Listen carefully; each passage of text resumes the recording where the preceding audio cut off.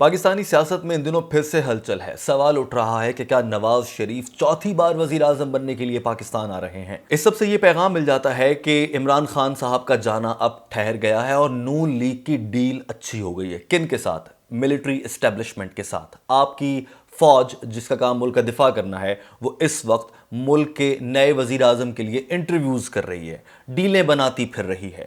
اور ویسے عام طور پر تو سرحدیں غیر محفوظ ہوتی ہیں، آج ساری توجہ اس بات پر ہے کہ کس جماعت کو اقتدار میں لانا ہے، کس طرح سے لانا ہے۔ آپ کی فوج اس وقت بیٹھ کر یہ پلاننگ کر رہی ہے، جو خبریں آ رہی ہیں ان سے یہ معلوم ہوتا ہے کہ عدالتوں کو کیسے استعمال کرنا ہے نواز شریف کو بری کروانے کے لیے۔ اسی فوج نے 4 سال پہلے منصوبہ بندی کی تھی کہ عدالتوں کو کیسے استعمال کرنا ہے نواز شریف کو نااہل قرار دے کر وزیر اعظم کی کرسی سے ہٹانے، ملک کے باہر کرنے اور ہمیشہ کے لیے ان کو سیاست سے ختم کرنے کا راستہ کیسے نکالنا ہے۔ انہی عدالتوں کو استعمال کر کے بابا رحمتا اور باقی ججز استعمال ہوئے اور اس کے بعد نواز شریف کو نکال باہر پھینکا گیا۔ اب پھر یہی عدالتیں استعمال ہوں گی فوج کے ہاتھوں نواز شریف کو واپس لانے کے لیے، یعنی کہ ملک کا سب سے اہم اور بڑا ادارہ عدلیہ غلام ہے اسٹیبلشمنٹ کی۔ وہ جب چاہیں عدلیہ کا کان یہاں سے کھینچ سکتے ہیں، جب چاہیں یہاں سے کھینچ سکتے ہیں، اور عدلیہ کے کانوں کو چابی دے کر بعض اوقات ججز سے اپنی پسند کے انتہائی اہم فیصلے بھی لیے جاتے ہیں۔ لیکن اس وقت جو صورتحال ہے، خان صاحب اعتماد کھو چکے ہیں، نون لیگ نے اعتماد حاصل کر لیا ہے۔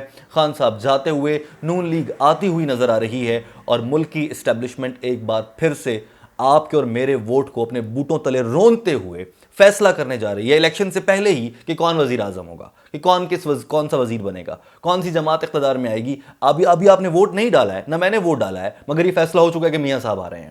یہ آپ کے ملک کے ساتھ ہو رہا ہے۔ دوستو، آپ کی اس پر کیا رائے ہے ضرور اظہار کیجیے گا۔ اپنا بہت سارا خیال رکھیے۔ اللہ حافظ۔